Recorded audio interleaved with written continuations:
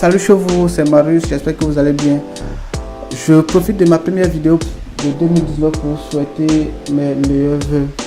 Oui, je sais, il fait un peu tard, mais comme on le dit, il n'est jamais trop tard pour bien faire. Donc, excellente année 2019. Le marché des entrées de gamme devient encore plus intéressant avec l'introduction de l'Infinix Hot 7. Avec seulement 56 000, vous pouvez vous l'offrir ou l'offrir à quelqu'un. Infinix a eu l'amabilité de m'envoyer une unité pour tester.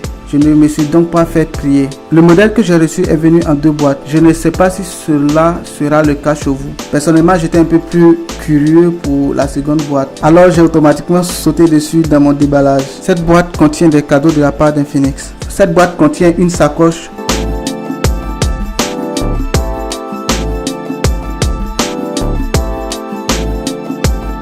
un smartphone et un porte-clés avec la mascotte du East Club.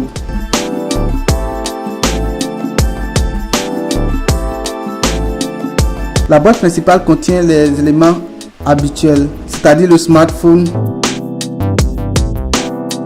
les papiers de garantie, des écouteurs, un câble, un chargeur, un manuel d'instruction, une invitation à rejoindre le East Club. Alors pour ceux qui ne savent pas encore, le East Club c'est la communauté des fans d'Infinix. On retrouve encore du papier, une coque de protection et un protège-écran. Le téléphone bénéficie d'une construction entièrement en plastique. À l'arrière on a le module des caméras plus le flash, le lecteur d'empreintes digitales, le logo de la marque, le modèle et le haut-parleur. À l'avant, on a un écran LCD de 6,2 pouces.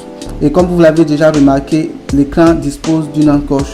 Le menton est un peu plus petit comparé au Hot 6X sorti en novembre dernier. D'ailleurs, vous pouvez retrouver la vidéo de ce dernier sur ma chaîne. L'écran est suffisamment lumineux et peut être utilisé sous le soleil. Il n'y a rien sur le côté gauche. À droite, on a les boutons d'allumage et de volume. Au-dessus, on retrouve la prise d'écouteur et en bas, le port de charge micro USB. Si vous avez remarqué, je n'ai pas parlé d'emplacement de la carte SIM. Et bien, pour y accéder, il faudra ouvrir le capot arrière comme à l'ancienne.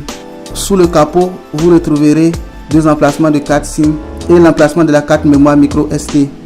Côté spécification, le téléphone utilise un processeur de Mediatek, 1 ou 2 Go de RAM avec 16 ou 32 Go de stockage. Le téléphone tourne sous Android 8.1 avec la surcouche XOS Honeybee d'Infinix. J'aurais bien voulu qu'Infinix fasse sortir ce téléphone sous Android 9, mais la marque en a décidé autrement, alors que la majorité des téléphones qui sortiront cette année tourneront pour la plupart sur Android 9. De l'autre côté, Honeybee vient avec de nouvelles applications préinstallées. Il vous suffit de glisser vers la gauche pour trouver un flux qui montre les applications récemment utilisées, des propositions de jeux, des vidéos et des informations.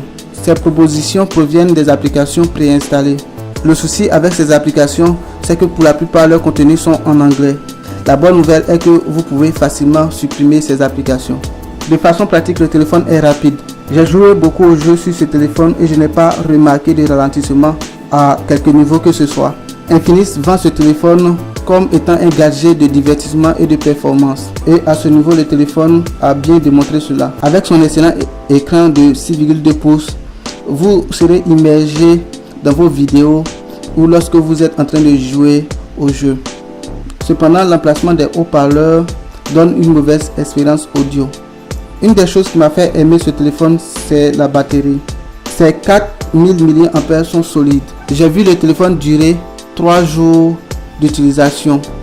Il faut dire que j'ai eu une utilisation intensive du téléphone en jeu, YouTube, WhatsApp et appel.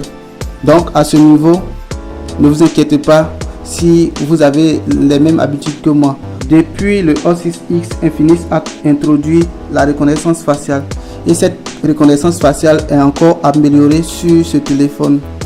Auparavant, il était un peu difficile de pouvoir faire la reconnaissance faciale quand il faisait nuit. Mais avec le Hot 7, la reconnaissance faciale se fait assez rapidement. Infinix utilise la luminosité de l'écran pour pouvoir éclairer votre visage, et même quand il fait sombre, le téléphone se déverrouille rapidement avec votre visage. Concernant les caméras, le Hot 7 vient avec un dispositif 2x13 mégapixels à l'arrière et 8 mégapixels à l'avant. La caméra a des modes comme l'iCam qui est le mode par défaut. On retrouve aussi le mode beauté et le mode bokeh pour l'arrière-plan flou. Ces caméras permettent d'avoir des prises nettes et claires qui plairont à plus d'une personne. Comme d'habitude, je vous laisse juger vous-même les images.